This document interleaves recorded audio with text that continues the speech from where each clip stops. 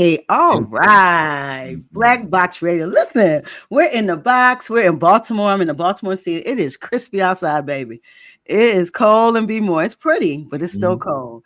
And so it's still winter. I've been down south for a moment. So this feels the weather is so different. So to come back to Baltimore, it's always a beautiful thing. Home is home, baby.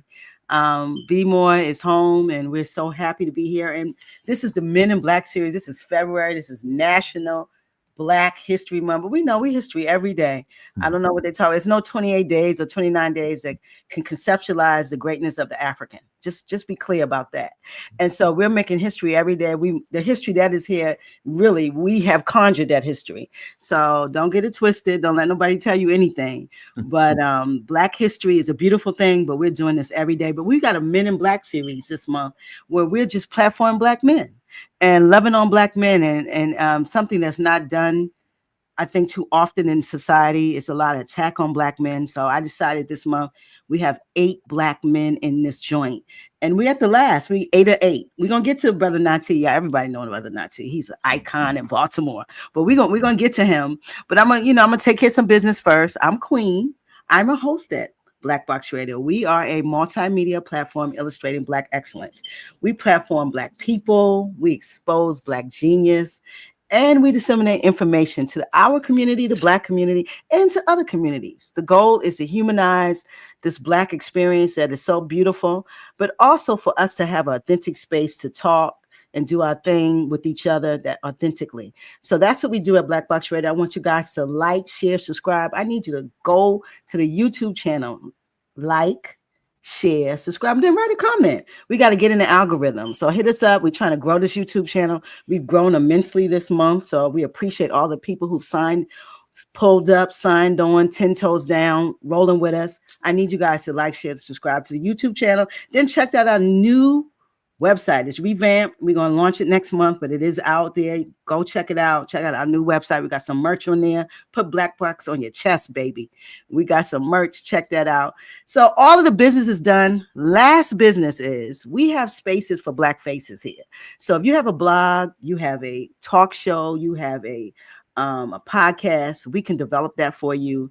We can produce it. We can do all the back office. You can just sit in the seat and we'll make you look neat. So please hit us up at blackboxradio@gmail.com. You heard me spitting the bars, Brother Natu. I hear you. We spitting the bars. But yeah, so we can definitely support you in that. And we're looking to bring new talent and new content to this Black space. So, all Black people, whatever you coming with, we can shape it into a show. So hit us up at blackboxradio@gmail.com and put in the subject line, new show.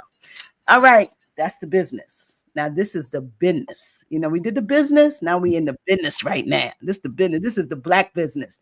This is the Men in Black series. I just want you guys to know is I'm a Black woman, if you don't know yet. And I know Black men. I came from a Black man. I have Black brothers, Black uncles, Black grandfathers. So Black men are very prevalent in my world. I grew up with a Black father in my house. So I'm a very blessed child. And I just know how great Black men are. I saw one all my life get up and do what he have to do for his family. So this series this month, the Men in Black series, was just that, just to see Black men and their spaces being extraordinary every day, all day. And so this is 8 of 8. We had Kareem last 2 Sundays ago. He's in Philippines. He got a Black coffee brand. And then we had Brother Rich. He's from Silver Spring. He's a jeweler. And he's a PhD student at Temple. So we took Afroecology. So we had a talk with him. Then we had Brother Kwame. He was the second hit on this. Brother Kwame is from Baltimore, living in North Carolina, fighting kidney disease, but he's a Pan-Africanist to his bone, baby. He loved Black folks. And then we had Sid Brooks. He is a principal at the Connections Arts Academy. Beautiful interview with Sid Brooks, talking about how we pour into children.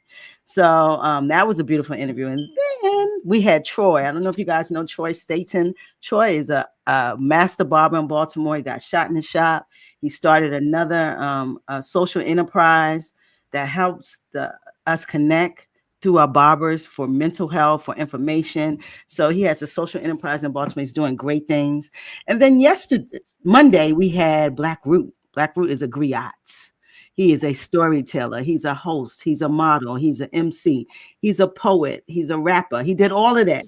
So check out his joint on Monday. Everything's on YouTube, guys. YouTube. And tonight, listen, I know I done talked a lot, but I don't put a lot of bless to the mic. But listen, this brother here, he taught me what mic is. He taught me what community was when I listened to him on 1010. When I came to Baltimore at 17 years old, his store is the first store that I ever been in that was all black.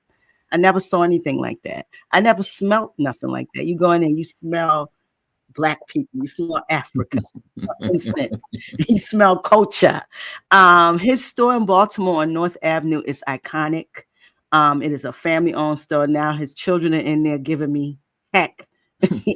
But I love them. And so I want you guys to Everyone Place on North Avenue. Y'all have to check that out. If you haven't, please check out Everyone's Place. But this is Brother Nati. Welcome to the box. Say hi to the people. Oh man, Queen, I'm so happy that you invite me on Black Box to be a part of this Men in Black series. Asante Sana. Couldn't thank you enough for it. But Wow. you know something? You know something? What's that? I look at the interview you did last week with Black Root, right? Yes. And the words out of your mouth is that music is like oxygen. Art is oxygen. So I Oxygen. thought when you had me on today, because you said that you'll be playing some music in the background. Bruh, you Yeah. know what? It's hard to simulate all of this. No, That's the it's only. true. I It's true. had some music, but I think it would overshadow this greatness that you about to lay down because it is so appropriate that you're the last because I Mhm, know you're going to close the series mhm, so appropriately. It's mhm, like closing the box down. mhm, So we opened the box 2 Sundays ago and right, let black men in, and mhm, now you're going to close the box. And I right, know you can because you're so even, you're mm. so smart, you're so No, no, intellectual. I hope I live up to that. Oh, I know you're gonna live. I know, brother Nancy. I know you're gonna live. So I want you Mhm. to first tell the people a little bit about you. So because we don't know where you're from. We hear the Okay. accent. So let's hear Mm. a little bit about you. Then we're gonna jump into everything else. Oh man. So my name is Nati Kamau-Nataki. I was born in Trinidad and went to school in Baltimore and all that. That's me. That's it. That's the totality of it. That's the totality. That's it, bro. But I Say, believe in art. I really believe in art. I know we pick up on everyone's face and all that, but I really believe in art. A few weeks ago, couple months Mhm, ago, I should say, I was in a taxi, and brother was playing music. It was all the music, the negative music, thing about the N words and the B words and the get my money and the kill. I'm like, bro, you have anything else you could play? So you're like, all right, yeah, and he changed the station for me. And he said, mm, but music is about entertainment or like entertainment. And that's mhm, part of our problem. I was like, what about music is for inspiration?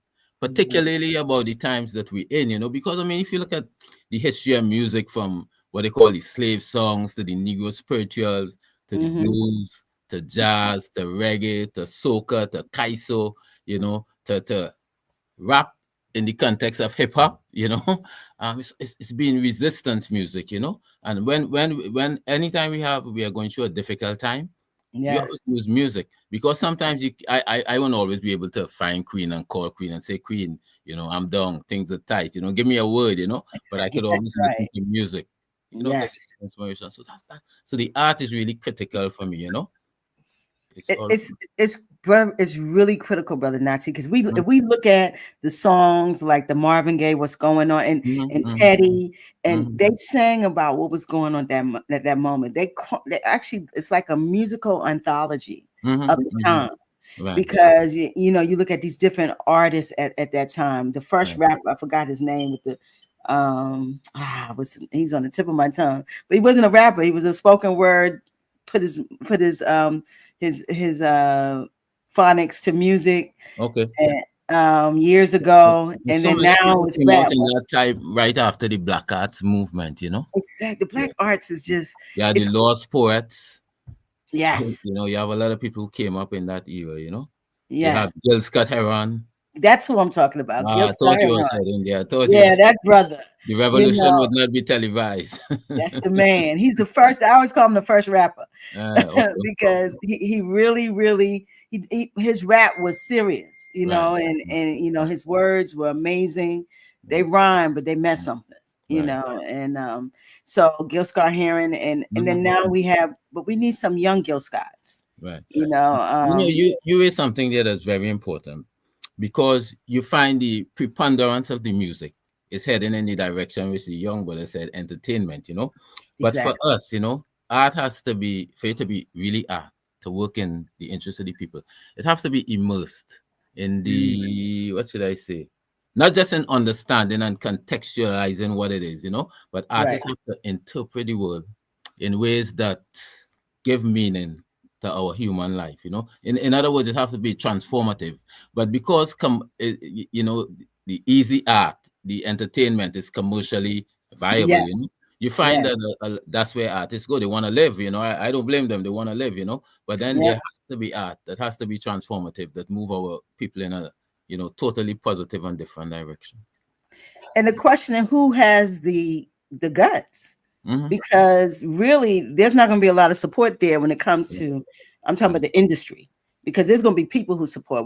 It's a lot of us out here looking for some real stuff to consume. right, I think being able to consume that's going to happen, mm-hmm. but you're going to have to, almost walk alone and build your spot. And who Right, has the guts? right, Because they only set the space for the mm-hmm. trash. Right, right. They don't But want. if They don't you want no oxygen in there. right, but if you look globally, right, you almost have to go on the ground. But if you Yeah. go throughout Africa, if you go throughout the Caribbean, if you go throughout Central and South America, North America, the United States, Mm-hmm. the music is there. Brothers, sisters are bringing it out on a conscious sense, but it's just not getting the national attention where the music will be known to, to us, to the masses of people. But it's there. Yeah. It's there. It's Yeah, we there. never stop resisting to our art. Yeah. That's why it's oxygen. If we didn't have art, how Mm-hmm. to we got to be able to paint some of this stuff out, and it's therapy. Right. Sing some of it out, Mm-hmm. beat it out. Right. And so art has been so important to African people, Right. and we produce it so seamlessly. It Mm-hmm. comes from us so. We are art, we are music, we are Right. math. So Mm-hmm. things come from us so easily. We take it for granted. Mm-hmm. We got family and people in our family who can sing, who can dance, who can rap. Everybody got, when you're a Black family, it's somebody doing something. And so that's the blessing of the Black family. But we still got to control our art too, Right. and manage it so it actually builds our people. Yeah. We have to have things that build our people. So I think that's real important, Brother Nati. What you think about that? Definitely.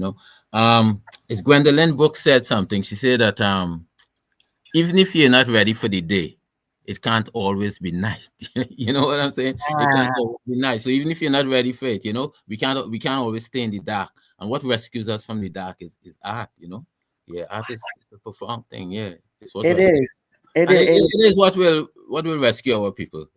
Art, because art is. Look, writing is art, right?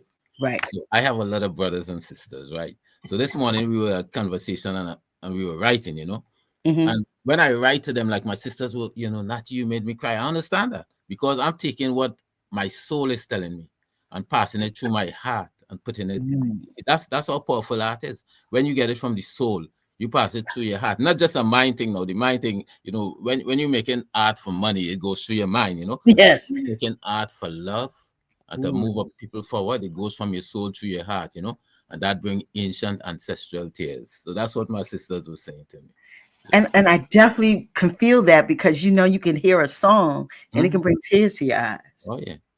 You can feel it so much, Mhm. and when someone can be singing a song Right. and you don't even feel passionate until they start singing, and you can feel Right. it from Right. them. Right. And Right. so I'm just music and art and the Mhm. different iterations of art. Right. Right. Right. That's what's Mhm. so amazing, because art is a creative form. It Mhm. comes from a creative space. Right. Right. And I think when you create, you're free. Yeah.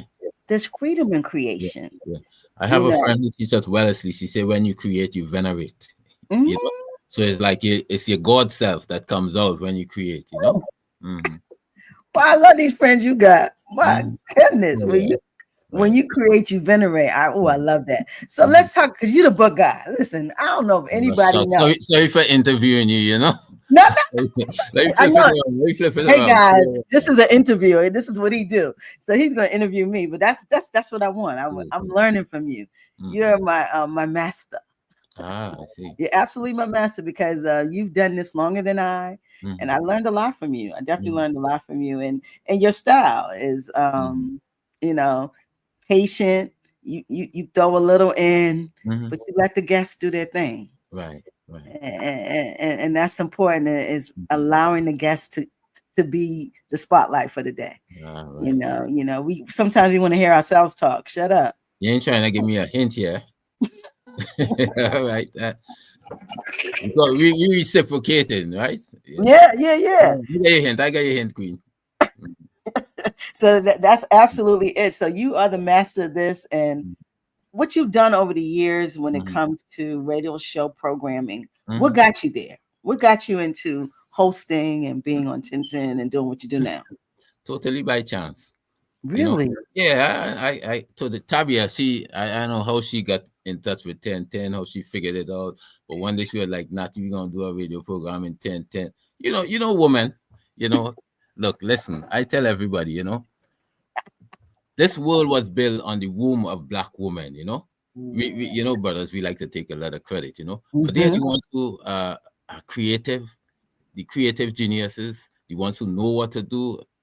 So she tell me we have a program on 1010, and I just fit in, I just fit in. Mm. Well, you did it for years, and Mhm.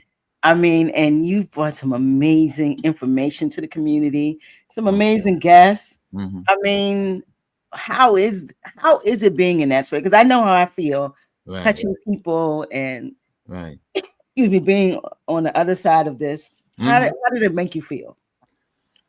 Well, I I'm more interested in how it made the people feel, Mm, what it made them do, because a lot of the guests that I brought on, I already knew, some of the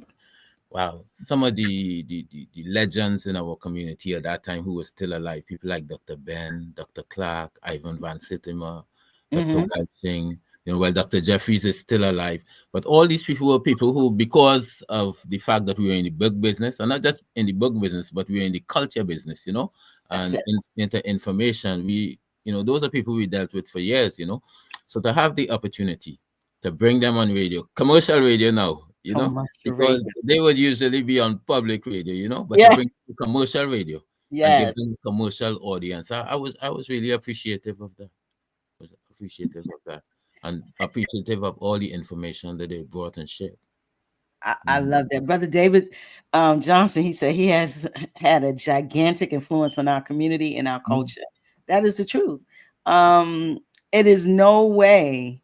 I'm telling you, I came from South Carolina that was very, very European. And I Mhm. came to Morgan to go to college and to come to your shop Mhm. and to never seen anything like that, smell Mhm. anything like that, Right. know the products in there, Right. the clothing, not Mhm. having Mhm. a dashiki, nothing. People talk dashiki, nothing with Mhm. any African print, and to Right. the immense amount of blackness and culture, and the books and the things that you have in that space. Mhm. It's a powerhouse. Right. You It's a said David Johnson? Yeah. This is David Johnson right here. Oh This is man, I have enough respect for brother David Johnson and the Brother work David, that he do. bad man, Yeah. bad man. Yeah. Enough respect for the kind of research that David has done Yes. consistently over so many years and Yes. bring that information to us. That's serious sacrifices. Serious sacrifices. Yeah. So I have enough respect for brother David Johnson. He's another icon in this community. I had him on 3 weeks. He started my first interview of 2025. One of my top fives. I'm gonna send it to you. I saw it. You saw David's bad. I saw David. Yeah. Oh, I appreciate that, David. I'm telling you, top five. I just love that man, Right, and right. Mm-hmm. yeah, we're gonna do some more stuff together. I'm gonna have to walk David down. He a busy guy, though. Yeah, yeah. Mm-hmm. He Mm-hmm. a busy guy, but yeah, Right. good. But this is what it is. Is people like you guys is Mm-hmm. like, and he's another one been on the radio for a very long time, Mm-hmm. and Mm-hmm. he was on 1010, and Right. and um, the people who are bringing the information to me, you guys have longevity. Mm. Why is that? Because we committed. The Mm, same way I look at it's the same way I look at, for instance, bookstores today, right? Yeah, bookstores who come up who are what I call commercial bookstores. They come to sell books and make a profit. It's their business, right? Mm-hmm. But for the generation we came up in, like in the early 80s, 70s, stuff like that, Mm-hmm. you rarely found a bookstore that was coming into business because of the commercialization. They think to sell books for money, and when the book's not selling no more, you get out of it. Yeah, Our, yeah, heart- yeah. our heart is in this. You have bookstores where the people don't even read the books. You see what I'm saying? So That's so our true. heart is in this. So if business is going good, we there. If it's going bad, we there. If it's going in between, we there. Because Mm-hmm. it's not just our life, but it's the life of the people who we providing information for. So it's a part of us.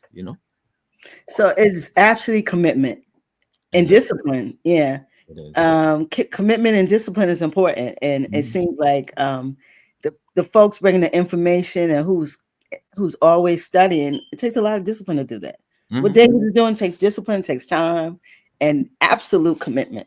It does. Absolute commitment, and we need more of that in this community, Mhm. especially as my brothers become elders. We need some young people to pick up this movement. Yeah. Are we cultivating the next Right. cultivators? So that has always been a question in our community, intergenerational community. Hmm. We bringing anybody up behind us. Yes. Your children want to do this. You know, you see. So that's always been a serious question in our community, intergenerational community. Because I see a lot of look, listen, a lot of people in Baltimore, right, Hmm. elders made a transition, went on to the other lives, and their children give me stacks and stacks and stacks of the parents' books. They're not interested in the parents' books. You see what I'm saying? So how we They get the gave away the parents' yeah, book. yeah. Well, at least they give it to me because the parents are like, if you don't need this, they take it to everyone's place. You see what I'm Yeah, saying? I'm glad that comes to you, but Yeah. dang. And I know. So this is what I'm telling you. So how we get the generation that come behind us, all the work that we've done, to be Yes. interested in what we are doing and Yes. to carry it on and continue it to another generation to pass it off. So Yeah. that's been a serious question in our community. It's been a serious question.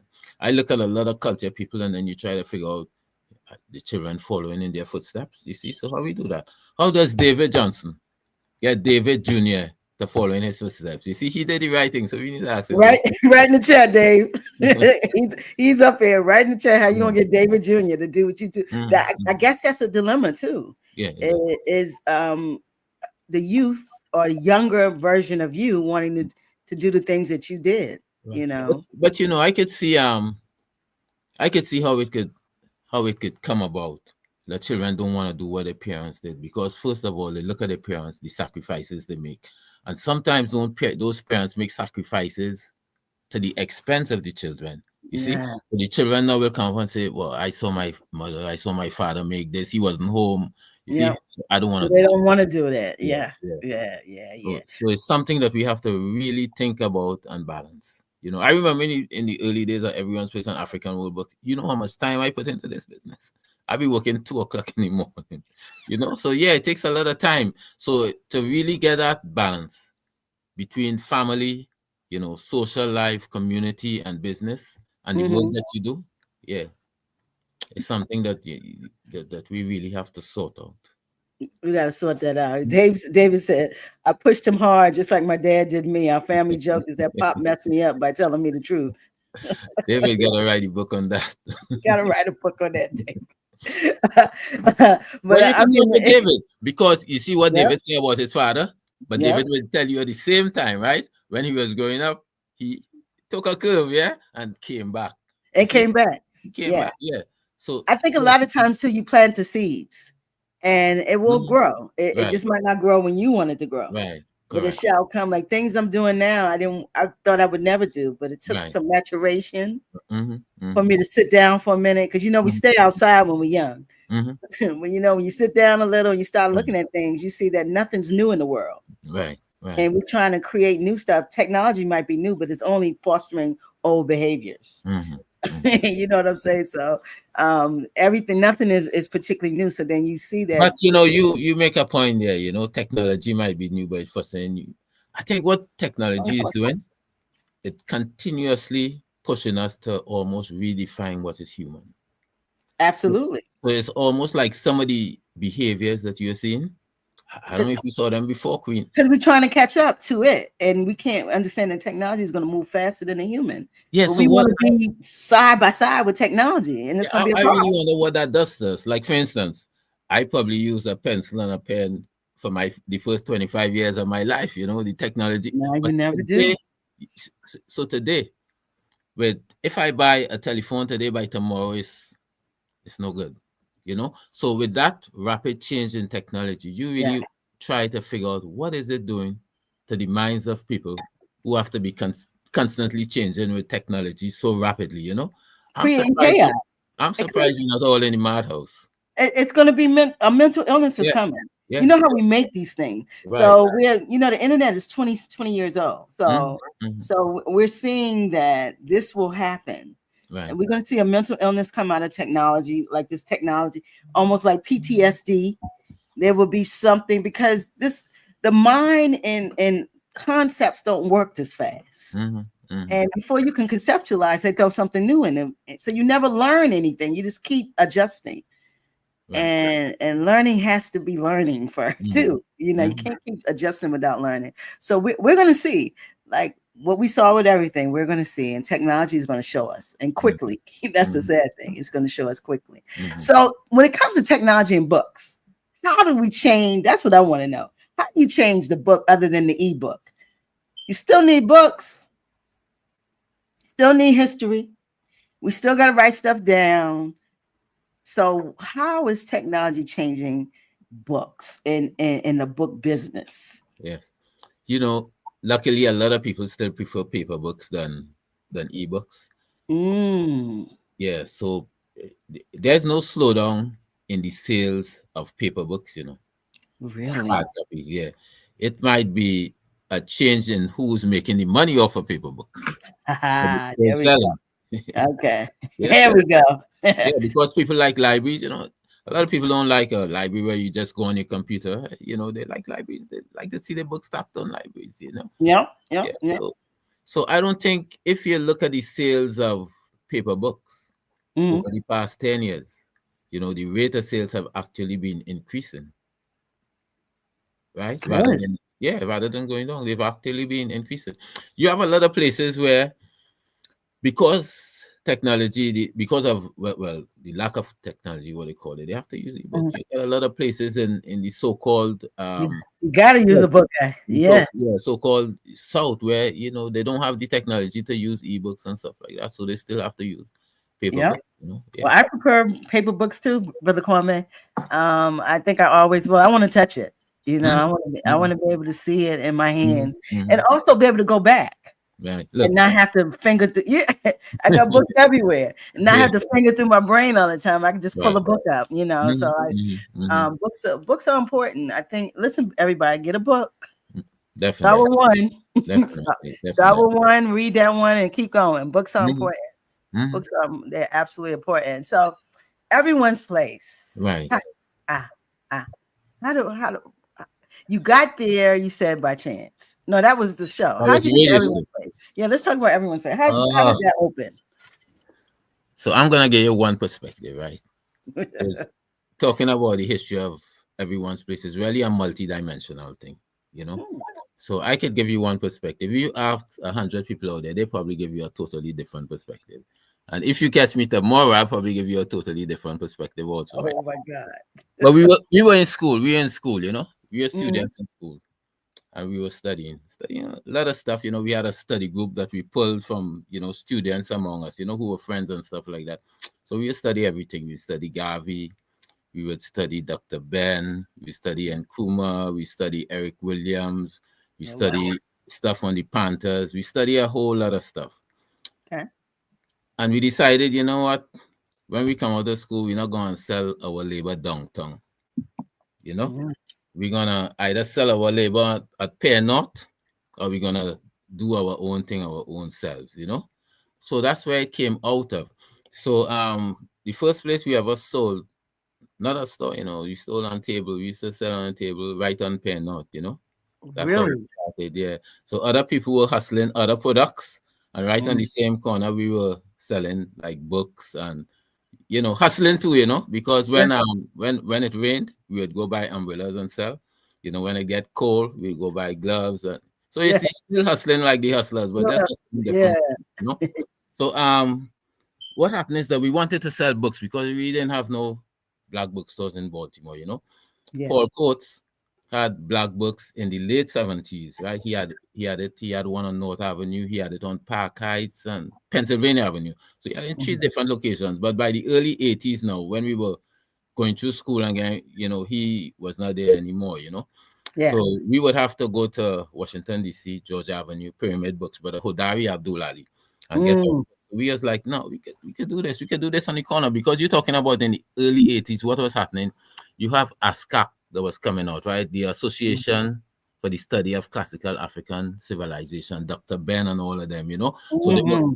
actively going around on campuses, lecturing, a lot of lectures. So students, a lot of people was community people would go to the lectures. They were coming out looking for books. You Yeah. had I say Malcolm X was making a return. You have a lot of people wearing his t-shirt with the gun by the window, by any means necessary, his Yes. buttons and stuff like that. Yes. You had a lot of conscious hip hop.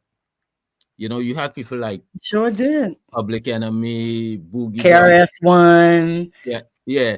Eric B and Rakim, Exactly. Tribe Yeah. Called Quest, Queen Yes. Latifah, all these people was coming to Baltimore too, I would see them up by Springwater Right. Place up on Liberty Heights, poor righteous teachers, ex-clan. So these people were Yes. really, popularizing the culture, they were wearing red, black, and green medallions, Real talk. red, black, and green kufis, Yeah. sporting angst, talking hotep and stuff like. So the culture was, you see, and that is why I started off with the question with art with you, because it's Mm-hmm. so important. Because young people in Baltimore was looking at these rappers who was getting attention and they was looking up to, and they were sporting the culture, and they wanted Yeah. the culture to buy. So we They was wanted right by to. Point North, and Yes. yes, so many culture right there. So young people were tapping into that and stuff like that. But at the same time, on North Avenue in the same block we were in, a little Mm-hmm. higher from the rear, it had a small store. And the Yes. name of the store was Everyone's Place. So what they would do was a sister and a brother. I think the brother was from Jamaica, the sister was from Virginia. Oh So wow. what they would do is they would divide the store into like small stalls. And you would pay $25 a month and you could put the products there and culture people were going. And at the end of the month, they'll give you whatever money they make. What? But at the same time, we were selling now at Pear North, on the right at the corner there, you see. Mm-hmm. So the sister, she wanted to go back home to Virginia. So she was like, Nati, all you sit right here, all you paying us every month. So all you want to come take. It was a little small spot. She was like, yeah, we go do that. So that's how we got into the store in the first place. And Was that the exact store you're in now, or no, this was high up. This this was was higher? Okay. few doors high up. Yeah, it was a Okay. small store. And Gotcha. yeah, so it was high up, 1380 West North Avenue. It was like a little one-room store. So people who Got go back in the day, like people from Penn North, now if they go ask their grandparents say, yeah, we know them from back in the day. They had a little small store there before they moved down there, you see. it. So Yes. that's the building we're in right now. It was vacant and stuff like that. And we got it and did what we had to do. And that's where we are today. So that's how it started off in the mid-80s, yeah. Mhm. It was a store with a brother and sister called Yes, Everyone. yeah, Wow. yeah. So we just kept the name, because we like the name. So they would bring accent, like they would bring Muta Baruka from Jamaica and stuff like that. So if you see a Really? poster date back to the early 1980s and it says Everyone's Place brings Muta Baruka to town, it's not me and Tabia, it's the brother and sister who used to do it, Right. So we Right. kept the Wow. name because we thought what they were doing in the community was so important. Mm-hmm. Like how we talk about the intergenerational continuity we just talk about. We didn't Exactly. want the work to go to waste. We wanted to Mm. continue it. And so we found the way to continue it is by extending the name into the future. Yeah. I love the name. I'm like, who thought Mhm, of that? Great mhm, name. mhm. This is Everyone's Place. Yeah, don't give me no credit for that. We inherited that. You're in there. Listen, Yeah. you did a good job. And how long you been going there? How long you been there? Technically in terms of store wise, like 39 years. Yeah. Nati. Hmm. Really? Yeah. Hmm. Gosh, you hear that? 40 40 years. years. Okay, give me extra one. Yeah, I gotta give you that extra 40 years of Hmm. books, Hmm. Hmm. culture, conversation, Right. herbs. You got Hmm. everything in there, baby. Right. Right. Belts. hats, Thanks for that. Thanks for cups, that. whatever you want. It's called Everyone's Place for a reason. Good reason. 40 years. Right. You know how hard that is in small business to stay. I know. And black, all black, Mm-hmm. no compromise. Mm-hmm. Mm-hmm. What do you think? What is it? What is it? Yeah, what is it? How You does know that how work? you know how people say, "I don't work hard, I work smart." I don't know anything about working smart. All I know is working hard. Hard work. Hard So work. you just work hard at it. That's Work that's hard. Work hard. Work hard. work hard at it. And be a part of the community, because Yeah. there's a lot of things we used to do in the neighborhood, Yeah, like sports team, Mm-hmm. boxing teams want a donation to go here and there. So the Mm-hmm. way we incorporated ourselves into the community, like I say, a lot of these young brothers on the corner, if they go ask the grandparents will tell them. Not for credit, just to answer your question. Okay. Mm-hmm. Wow. Wow. So it's just having a community business, Mm-hmm. you have to be part of the community. Yes. So Community business. community business. Mm-hmm. Some people come in the community, we see it every day. They're in our communities and they don't have it's no community. They just want the money. Oh, we lived there. That's the first place we lived. What? Yeah, we lived there. That was our store and our address. Even at the small place that up the street, we would live in the back and the business would be in the front. So that's why we work hard, because the business was right there. You get up and you can go straight into it. So we lived up on the third floor, Yeah. So you eat it, you drink it, and Yeah, you build come it. right downstairs and you open the store. So we lived there. It's not like we lived someplace else and came to North Avenue to do business, We live right there. Yeah. And if anybody, North Avenue's been through a lot. And it's going through a lot and it's growing. So, and I think a renaissance is coming to North Avenue. I always thought any avenue that go 2 lanes across the city has to have some vitality. Well, let's hope it's like the Harlem Renaissance. Let's hope it's a black renaissance. There you go. Because listen, you know what I had loved about the neighborhood? You could wake up for an entire week and all you see is black.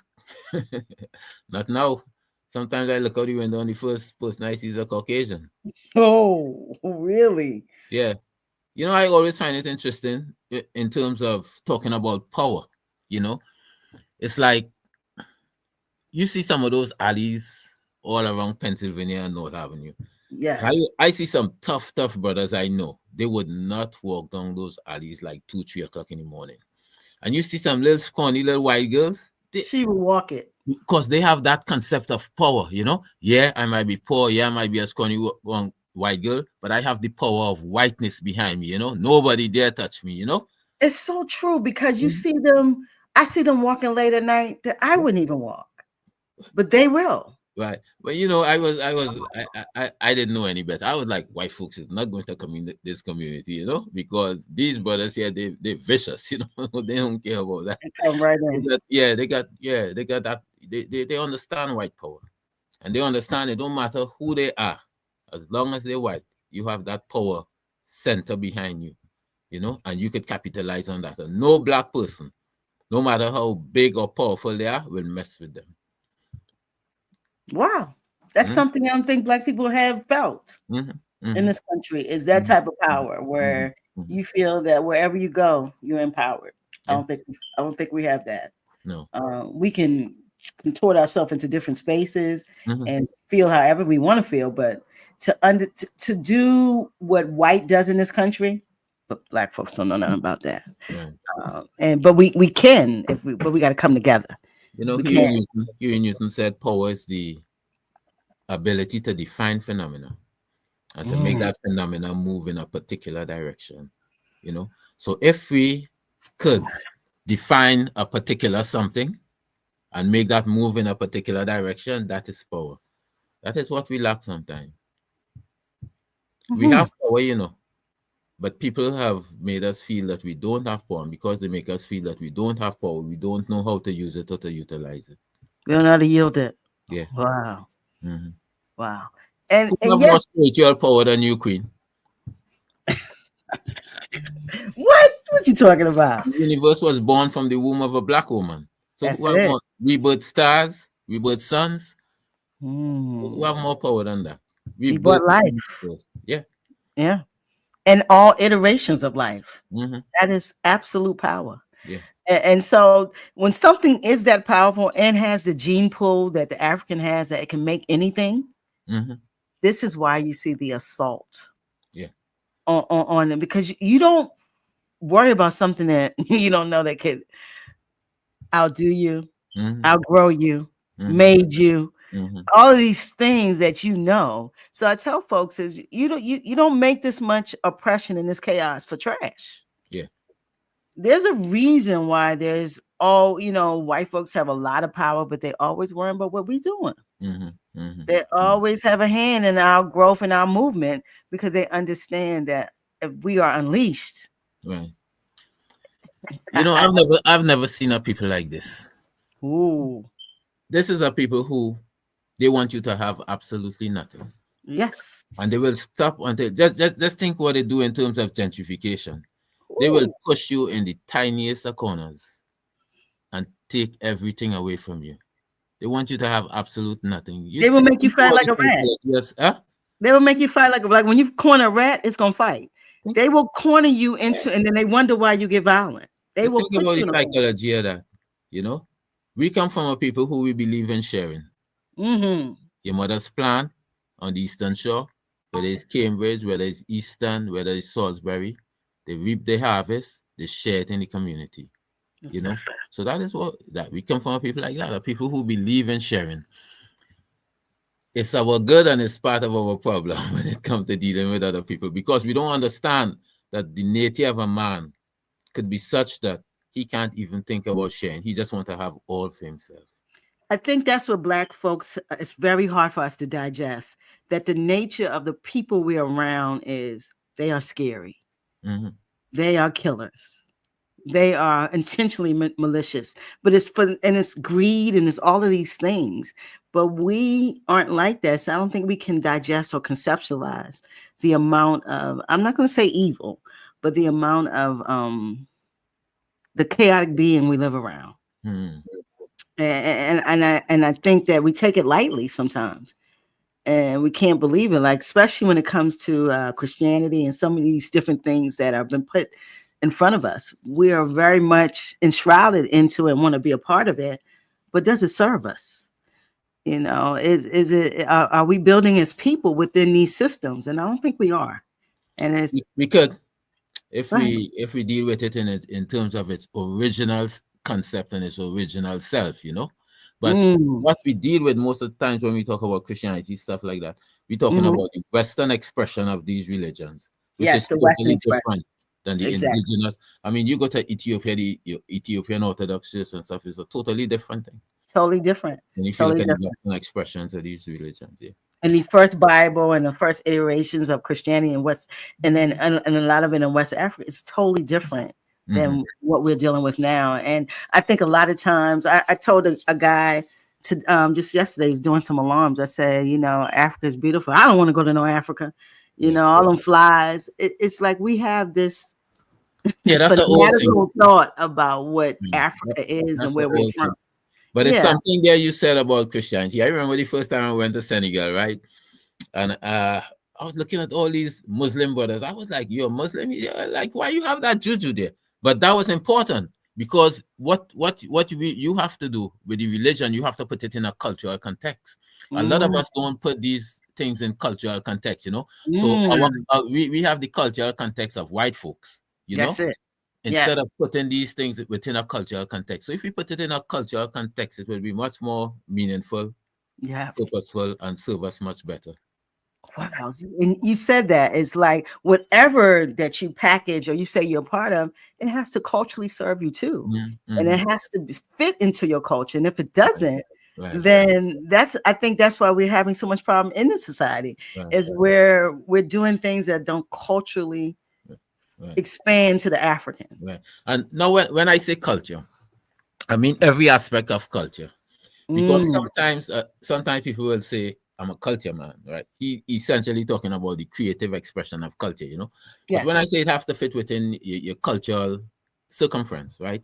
I'm Hmm. talking about culture in terms of your mythology, sacred and secular, in terms of your history, our story, in Yes. terms of social organization, in terms of political organization, in terms of economic organization, in terms of your creative production, both in terms of the arts and science, and in terms of what we call the ethos, right? Which is the ethos is your collective self-definition and consciousness, right? So Right. any institution that we take, right, we have to Right. take, we have to bring our indigenous systems that I just talked about and apply it to all those institutions for it to be very relevant for us and not to act as an enemy to us, because I mean, if you just take, it's fun and have a book called Black Skin, White Mask, if you just take these people's institutions, the way they give it to you, these institutions will act more as an enemy to you and a Yes. friend to your enemy than a friend to you and an enemy to your enemy.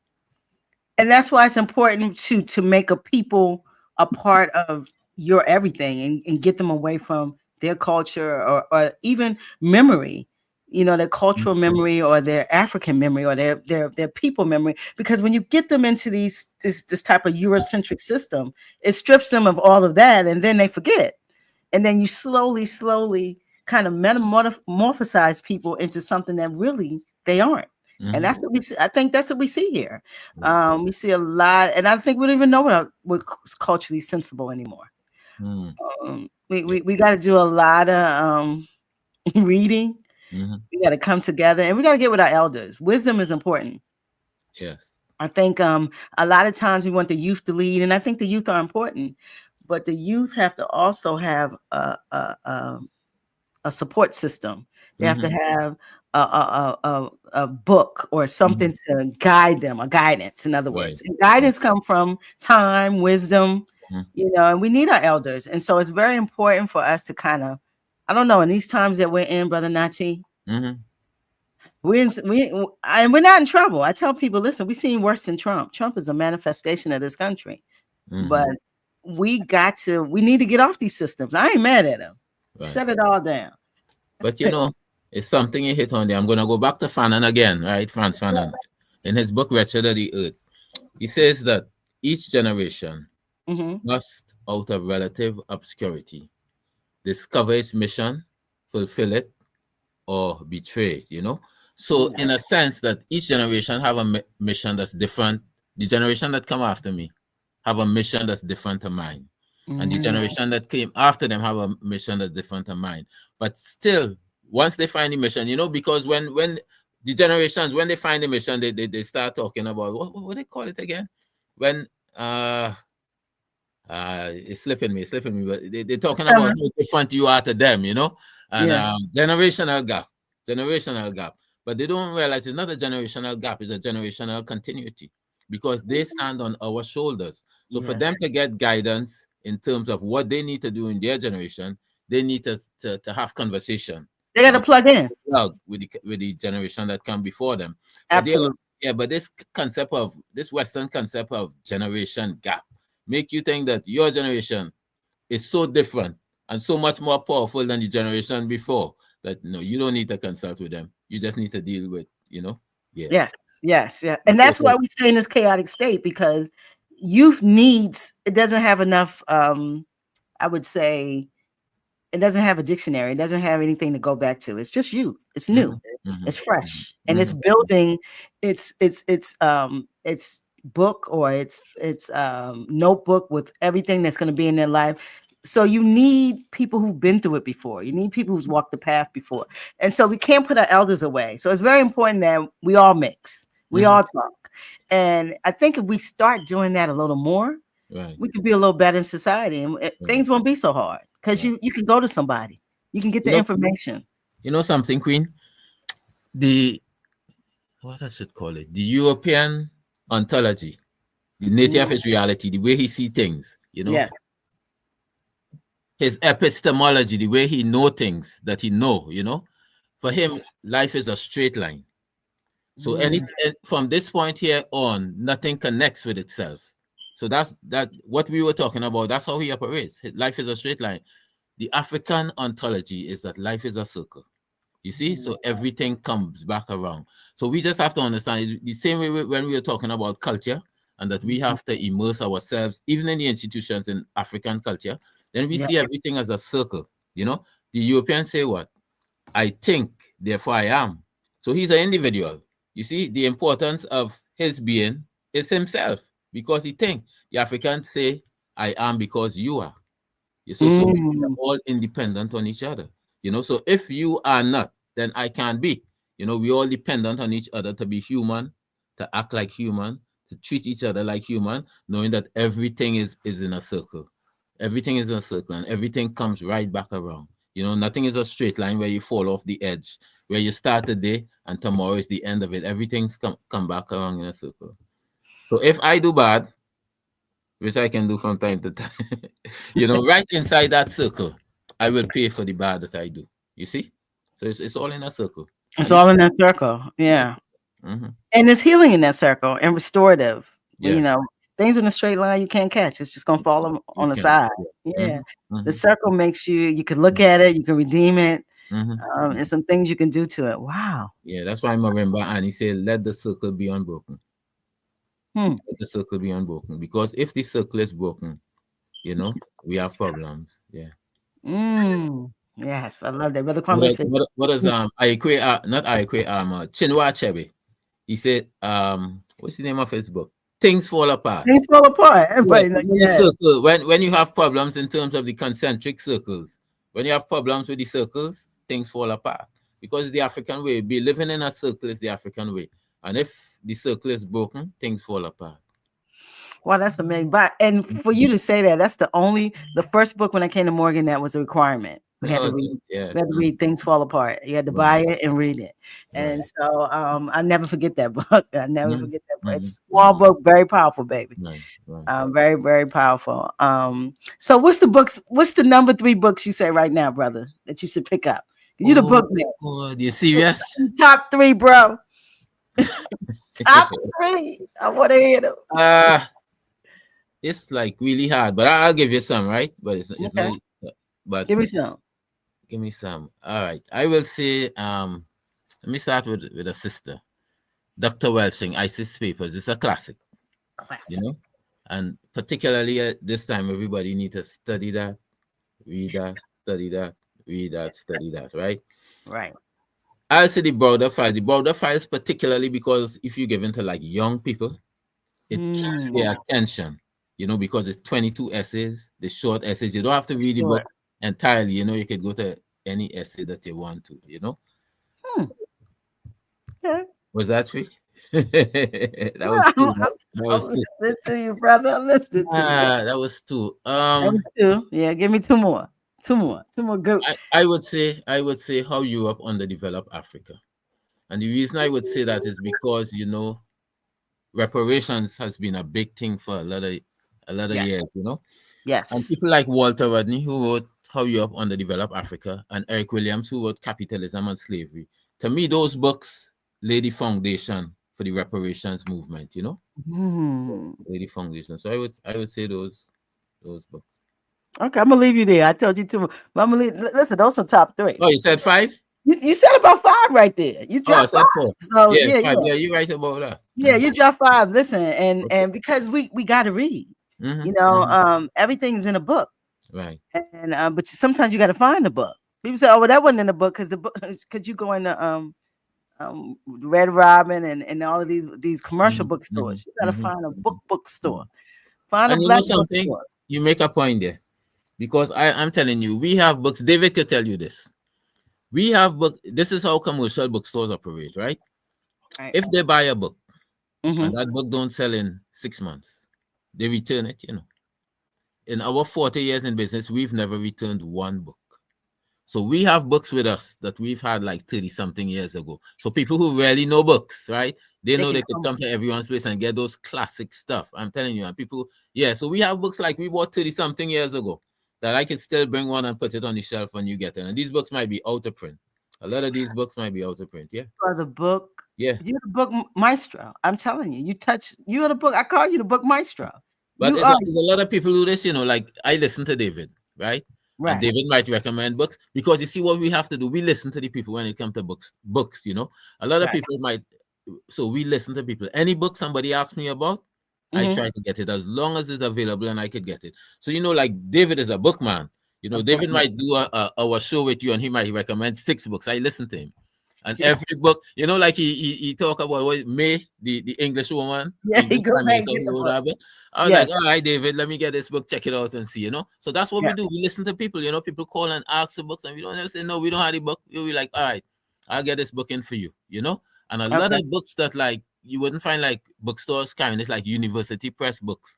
Now, university presses, they publish some real classical books. But what happened, they don't really market to the mass levels, So you Mm. wouldn't see a lot of university books in a lot of stores, But from a long time, we've always bought university press books, And so, yeah, a lot of categories of books that you might really find in a commercial bookstore, you'll find at everyone's place, Yeah. Everyone's place. Listen, that's a community store. What's the address, brother? Drop that address. 1356 West North Avenue, right between Druid Hill and Pennsylvania Avenue, halfway up the block. The best block in Baltimore. That's it. I'm with that. So let me ask you a question. How do Yes. you get the youngsters Uh-huh. interested in being in the shop, bringing their youthful energy to everyone's place, and going forward? Yes. Because that's a business that can't close. So we Yes. 40 years in, we got to have it 80 more years. So we've dealt with 3 generations of families, Grandfather, grandmother used to come to everyone's place. Children used to come to everyone's place. Now their grandchildren coming to everyone's place. You see? Yeah. So that is one level. They was like, no, this is where I got my stuff. You gotta go there. So the children, grandchildren coming. That's on one level. On the other level is a lot of like young people in the community, a lot of college students, they might Yeah. not necessarily come for a book, but they might come for incense or something like that, or oil or something like that. And get Earring, a belt. We used to come yeah, and for they get introduced to a, books that way, a hat. Yeah, so a Exactly. lot of college students, Morgan, we have Morgan right here, we have That's Cupping where I right came here. from. Yep. Yeah, we have, well, back in the day, we used to have Sisson and Douglas, but we have Morgan and Cupping right here, Yeah, Mhm. Morgan and Copy. I don't think BCC. there's many cities that have 3 black HBCUs. Mhm, mhm. Baltimore was one of them. Right. Still have 2, but Mhm, definitely, mhm, I don't think there's many cities that can say have 3 in the inner city. mhm, mhm, Baltimore had that, and mhm, so I was directed to your shop early because that was the only black shop, and mhm. And Morgan State was black. I Yeah. mean, so I was directed earlier, and we came over there, and I was like, I couldn't believe it. Mhm, And mhm. so, and that shop is, I'm an older lady now, and that shop is still there. Your old lady. It's still there, and I go in there, and I fuss with Ola Kika. yes, fuss Mhm, with her, and and the boy and the son. mhm, Oh mhm. Lord, he Right. gives me something. Yeah, I haven't Mhm, seen him in a minute, but I love him. mhm, mhm. And so, how do you keep them in there as young people? Because our young people want to go and get out in society. How do they stay within the business? I love it. Well, I don't necessarily think that we found the balance, but they were born in the business. Yes, You see, and I tell you, we still live right upstairs. So they would come down and they would be right there. they So they would were, play there. Yeah. yeah, they were born in it, They know the Mhm. business back and front. I had to learn the business as I go along. They ask Tabia for ideas and stuff like that. I had to Mhm. learn, but but they were born in it. And Yeah. I guess they see the commitment that we Yeah. had to. So maybe that rubbed off a little bit. Yes, yes, yes, Mhm, yes. And you could tell they know the business. You ask them mhm, a question, they know where it is. They mhm, know when they're coming in. I said, look at this. mhm, And this is exactly what we have to have. Our mhm, businesses, just like when you go into the Chinese counter, I eat Chinese food. I remember I used to go in there, the mhm, kids would be in there doing their homework while mhm. the parents is cooking. Right. And then they go up to the register and they're doing the register. Mhm. That they eat and breathe the business early. Right. And we got to do the same thing. Mhm, mhm, And I see you've done that, and now it's cultivating. It's a beautiful thing. It's mhm. beautiful to go in there and see another generation, Right. in the Mhm, business, and mhm. so that's a good thing. So Right. North Avenue, Mhm. I want to talk about North Avenue. What do you think is going to happen to North Avenue? I really want to know. What do you think? You seen the North Avenue development plans? I haven't seen that. No, so I know they have one there. I haven't seen it. What do you But think about it? you know something, Queen? Part of the part of the problem that I see, right, is that so little has been invested in Black people in the hood. You know, if these local, state, national governments have really invested in people in Penn North, Santon, Winchester, Jude Heights, all these places, you know, it would be a whole lot better off. But that's not the interest, you know. It's not. So I find that these people bring investment into a community when they want to change the racial makeup of the community. Yeah. Yeah, when they want It's to. never for the folks that's there. Never. No, it's not, because I mean, people being there, black people being there all along. They All never. you I gotta do. mean, they bring money into the community, but these young Yeah. brothers and sisters, they never see it, you know. Yeah. And I mean, even from like, if you go back to, I mean, you can go back to this gentrification thing for a long time, the 70s, even in like the early 80s, when they start. I mean, if you came into our neighborhood in the late 70s, early 80s, I mean, like North Avenue, Etting Street, Division Street, Gold, Baker, all there. I mean, elderly people used to live in those houses there, keep the place nice, because they used to have the Afro clean block and stuff like that. Yes. But once Yes. they start pumping drugs into the community, and I mean, come on, you know, things change, Yeah. Yeah. elders move out. Nobody care about keeping the neighborhood up. But Yeah. I mean, they had plans for it, So I mean, nothing is accidental, A lot of this stuff is Yeah. engineered. Exactly. So Exactly. It's it's just intentional. it just depends on what kind of resistance people in the community could put up, Yeah. And and sometimes they try to wait you out. They'll keep it yeah. blighted for I mean, they'll keep it blighted for years to wait you out, whatever it Queen, takes. Queen, you see how many buildings are broken down in that neighborhood? So I mean, so that means that the population of the neighborhood, right, is a whole Right. lot less than it used Yeah. to be 20 years ago. And they're fine with that because Yeah, they're waiting you out. They're no, definitely fine with that. no And problem. Mm-hmm. I look at Pennsylvania North Avenue. It's been the hottest avenue for Mm-hmm. 40 years, Mm-hmm. 50 years. Mm-hmm. Hot in so many, sometimes in good ways and sometimes in some shitty ways. But it's always been hot. Yeah, no. And they've never brought anything new. They Mm-hmm. continue to let whatever's there stay there. And if it does come, it's all for consumerism. It's never Mm-hmm. to build the people, and that's a problem. Right. Yeah, that's Mm-hmm. an absolute problem. But I love North Avenue. I would love to see it do more and have more investment. But there's nobody investing in black people. We have to invest in black people. Yeah, so they got Chinatown, they got Little Italy, they had Greek, Yeah, they got the all that German kind of spot. stuff. Yeah, You want to tell me they couldn't make North Avenue with such historic, because at the time, all the so-called big shots that came out, the black big shots came from that neighborhood, right? absolutely. Yeah, Michelle, and I could keep on going. Thurgood Marshall, right? yeah, Division Street, all yeah. that kind of stuff. So you want to tell me they couldn't take some blocks, invest in black people, and make that Africa town? With particularly when Baltimore used to be like 65% Africans, Yeah. Actually, it still is. It was 70. Now it's about 67. And Thank we you. still are not getting the proper investment in the Mhm. city where the demographics, we lead the demographics. I Right. tell you how amazing this country is that Mhm.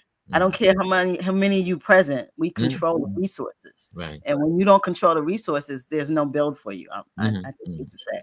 So a lot of the stuff that we want to see, if we don't cultivate it ourselves, it's not coming. Right. Trust me, it's not coming. And so, man, but not to you. I just want to give you your flowers. You have done such amazing things on North Avenue that's seen a plethora of businesses. You hear me? Mhm. So many businesses come in and out of North Avenue, Right. Right. and not been able to sustain itself. From I've seen the cleaners, Mhm. Mhm. um, funeral homes. Mhm. I mean, we can go on and on. Things that usually don't go anywhere. It's been Right. hard to sustain it on North Avenue. Mhm. Mhm. And you've been there for 40 years. Mhm. That's a lot. Right. And selling everything black. Mhm. Mhm. And anything herbs, I mean oils, incense, books. Mhm. It's always been the same stuff. You've Right. never veered from that. Mhm. Mhm. And for you to be there for 40 years, I have to give you your flowers. That's some amazing. Small business is big business in your world. Yes. Give thanks. Give thanks for that. Yes. Give thanks for that, Queen. I definitely want to give you a ashe on that. I got to come over there before I go and get me some peppermint oil. They know I'm the peppermint queen. Right. Yeah, you got to have peppermint in these row houses. Yeah. No question about that, you know. No question. You gotta have some Or a cat. cat. You gotta have some pep in it. So I don't play with it. I don't play with the mic. So that's a city thing. If you don't know nothing Right. about that, then go to everyone's place. They'll tell you Mhm. about it. Right. And so yeah, you Mhm. guys have everything, and I Mhm. just really appreciate it. From when I came here as a 17 to now, I've been Mhm. going through everyone's place. Right. So my mom comes here, my family come, I bring them to everyone's place. Mhm. Mhm. Give thanks. So it is definitely a community spot, and we Mhm. appreciate you. Oh, That's why bless you're you. here. We just appreciate you. Same here. I'm so appreciative myself, you know. Appreciative of you inviting me on the Black Box Radio. Absolutely. You have been like, I watch you from afar for a long time. Mhm. You used to Mhm. come in the door and the sun used to shine. I'm like, that's brother Nazi right there. Okay, okay, okay, okay, okay. So we always had a lot of respect for you. And Right, so right. I really appreciate when I said asked you to come on, you was like, sure. Mhm. And so I'm so glad that you have. Right. And just keep fighting the fight, bro. You know, you say something there, Queen. I'll pick up on it real quick. When you say you watch me, Mhm. because you don't know who in the community watching you. You know, So I true. remember sometimes some hustlers would come up to me and say, you know what, we looking at you, you know, and the only Yeah. reason we respect you is because you're consistent, you know. So you don't know who looking at you. You see what I'm saying? So you can't slide. You gotta stay consistent. You gotta say. I You've remember always when, been consistent. yeah, Yeah.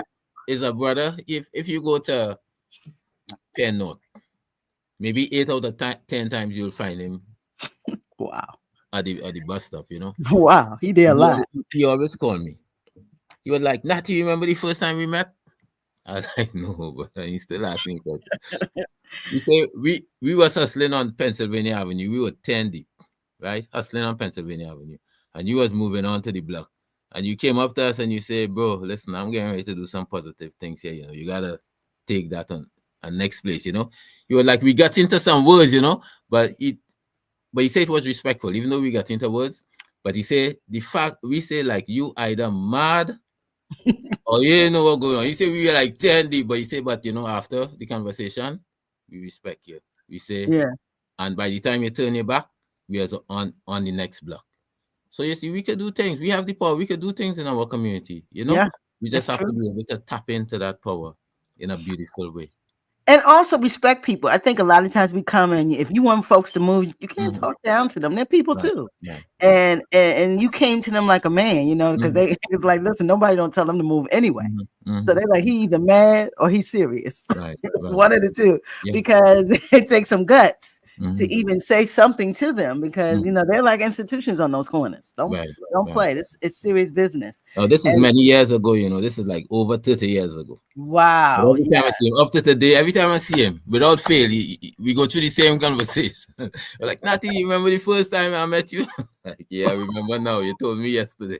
He told you yes. Oh wow. Yeah, So he's still around there. Wow, yeah, that's yeah. a He's long still time. around. Still Still around. around. And I know you've seen generations of people, of Yeah. families, Mhm, that's come through North Avenue. So listen, Nati, you know what? You are the evenest guy. I've never seen you. I never seen your head wrap get hot. I mhm, never seen you sweat. You mhm. just a real even, chill, consistent, smart dude. Wow. And I really appreciate that. You closing down this Men in Black series. I Mhm, know you would do it appropriately, but I mhm. want you to leave a jewel that inspires us. You've always inspired me. Leave something for the people. Our breath, our breath, right, Right. is the whispers of our ancestors' defiance. So as long as we breathe, we have to remember the shoulders that we came off of. And we know that we live in a world where we have to continue to be resistant and continue to be defiant. Because what Angela Davis says, freedom is a constant struggle. So it's something we're constantly struggling for. So we have to continue to be resistant and we have to continue to be defiant. And with that, I'll leave you, Queen.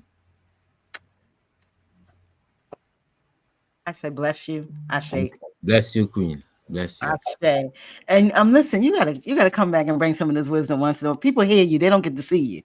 See, Ah, it's good to put the face to the voice, okay. So you gotta come back and quarterly maybe, and come sit with me. Come sit with Okay, me and we let's do that. talk. We do that. Yeah. We do that. Yeah, I really appreciate you, Nati, and for Same here. being an example of a Mm-hmm. black man in our community, Mm-hmm. walking in power, but and consistent and in faith, Mm-hmm. and treating the people like people, not Mm-hmm. like objects. Right. When Right. you come in your store, you feel like a person, Mm. and I really appreciate that. And listen, I bid you a blessed February, this National Black History Month. You're closing down the Men in Black Series 2025. We've had 8 beautiful black men. I say to you guys, please go on our YouTube channel at Black Box Radio and check out these 8 men we've had all February. They are fire. They're dope. They're doing amazing things in their spaces. And we got to listen. We got to platform black men. We got to bring some love into black men. There's no community without a man in that community. Just remember that. Women, we're powerful, but we need black men. And so I'm going to close the Men in Black series out for 2025. We'll be back right here next year, February 2026. But this has been a blessing, Brother Nati. I thank you for ending the series. Thank you so much, Queen. Appreciate you. Let's get some deuces. We out of here. Don't go nowhere, Nati. We out of here, family. Good night. We are gone. You gonna get some deuces? I need your deuces. We're gonna get some peace from you. I'm gonna get you 4, sister, 4. All right, good night, guys.